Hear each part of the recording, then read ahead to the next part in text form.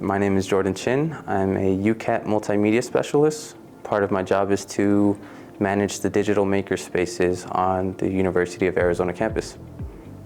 I am Hector Tello. I work under School of Journalism. My name is Olivia Darnell, and I help manage the digital makerspace in the School of Journalism. So the digital makerspaces by the University Center for Assessment Teaching Technology, UCAT for short, serve to promote digital literacy here on campus for U of A students, faculty, and staff. We offer equipment checkout, so whether that be cameras, microphones, some lighting kits, and some other things. We offer that to, again, the students, faculty, and staff here at the U of A.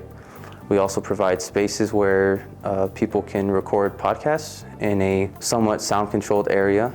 We provide some workstations, some pretty new iMacs for if students need to edit a video, edit some photos, create some really cool vector animations and any of the Adobe Creative Cloud software. I'm fairly new to a lot of this stuff, so I like all the experience that I'm able to gather from just the editing and then being in the control room and being in the podcast room.